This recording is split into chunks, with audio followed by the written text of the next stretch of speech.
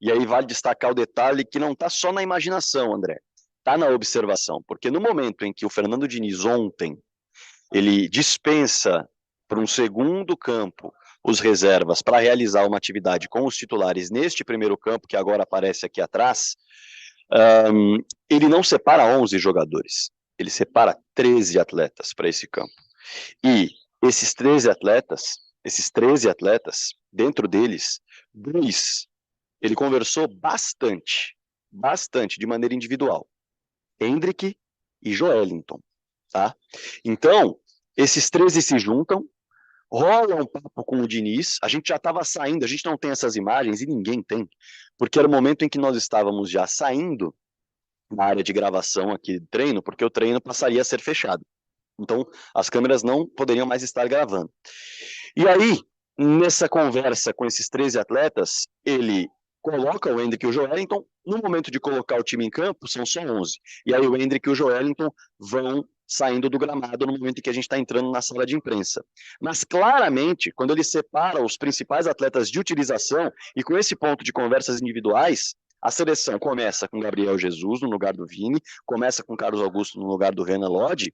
A gente vai ter mais uma atividade hoje, evidentemente, mas a pista de ontem é Hendrick e Joelinton. Já de sobreaviso, porque vocês estão entre os primeiros para entrar no jogo. É interessante porque, assim, eu não vou nem entrar muito no mérito da escalação do Gabriel Jesus, porque me parece muito pertinente. Eu acho que é um dos problemas da seleção brasileira. Inclusive, virou até corte da TNT, porque na caixa de perguntas sexta-feira me perguntaram, André, o que falta para o Brasil voltar a ser temido pelas outras seleções e tal? E eu falei, olha, falta muita coisa. Entre elas, um 9, cara, que os adversários olhem e falem, rapaz, ferrou. É o Ronaldo Fenômeno do outro lado. É o Romário do outro lado. É o Adriano do outro lado. E aí eu vou voltar mais, é o Careca do outro lado. É assim.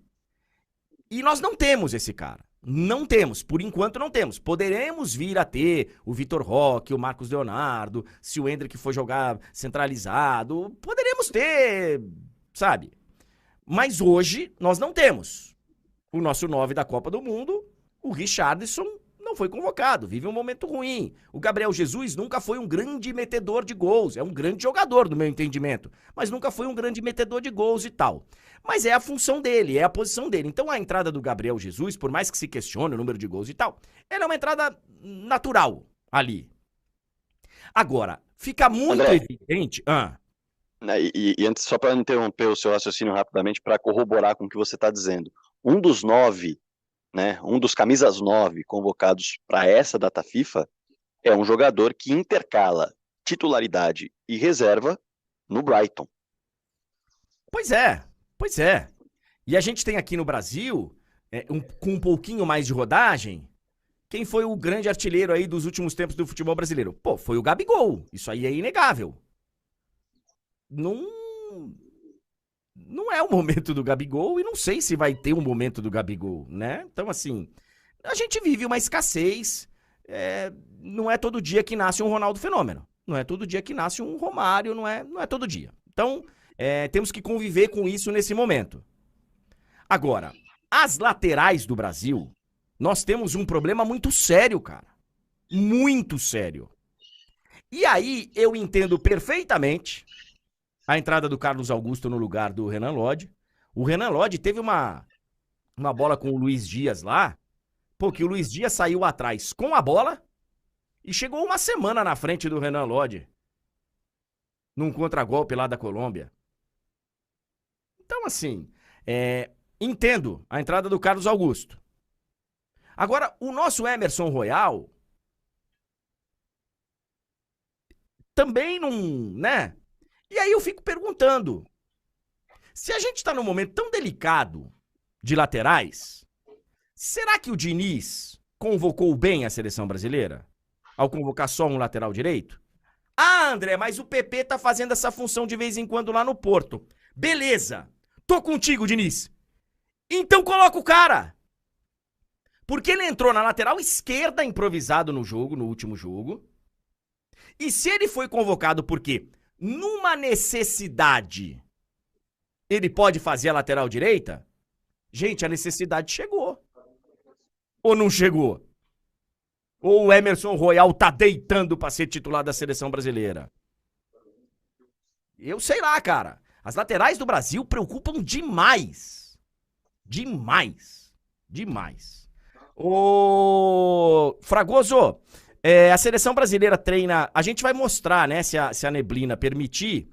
Aqui na minha escala, tá parecendo 3h30 a live com o treino do Brasil. É isso mesmo? É isso, já com a entrevista coletiva do Marquinhos, né? Essa é a expectativa. Marquinhos, que deve ser o capitão da equipe nesse confronto contra a Argentina. Depois a atividade se inicia às 4 da tarde. Essa é a expectativa, a depender, evidentemente, do clima aqui de Teresópolis. E depois, treino, pelo que nos passaram aqui, de cerca de 1 hora, um treino mais leve. E depois nós teremos a entrevista do técnico Fernando Diniz antes da seleção partir para o Rio de Janeiro, onde descansa, dorme e amanhã enfrenta a Argentina no Maracanã para quase 70 mil torcedores, tentando defender, porque na minha concepção o momento da seleção é esse, tentando defender o histórico de que nunca perdeu em casa nas eliminatórias. Em 66 jogos, 53 vitórias e 13 empates. Mais 2 estatísticas, tá? Que acho que vale para o torcedor, que envolvem justamente o momento da seleção brasileira. Caso a seleção não vença, perca ou empate o duelo contra a Argentina, André, a seleção brasileira encerra o ano com mais derrotas do que vitórias. Perdeu para Marrocos, Senegal, Uruguai e Colômbia. Venceu Guiné, Bolívia e Peru.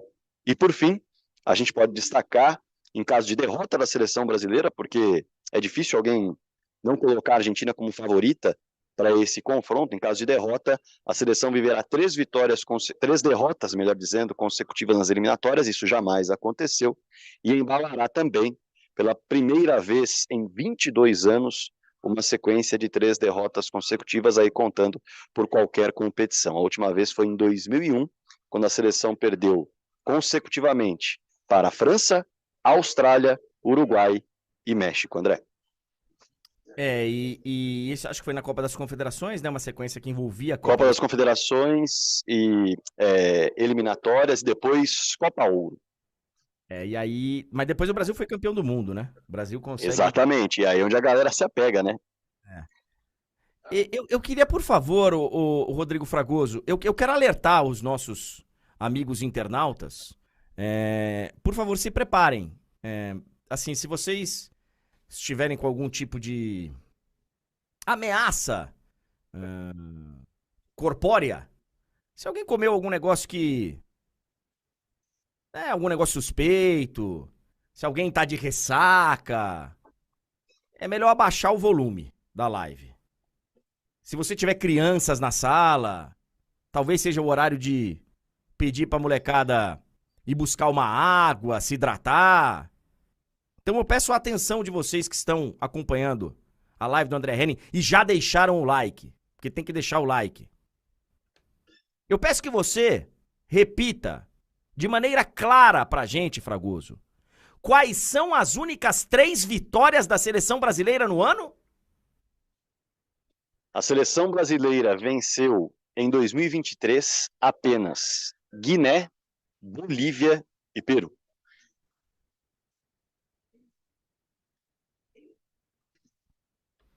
Bom trabalho pra você, boa viagem de volta pro Rio de Janeiro, Rodrigo Fragoso. Brilhante trabalho aí durante toda a semana com a seleção brasileira. Parabéns, amigo. Muito obrigado, André. Sempre um prazer participar da sua live. A gente se vê numa próxima. Tchau, tchau.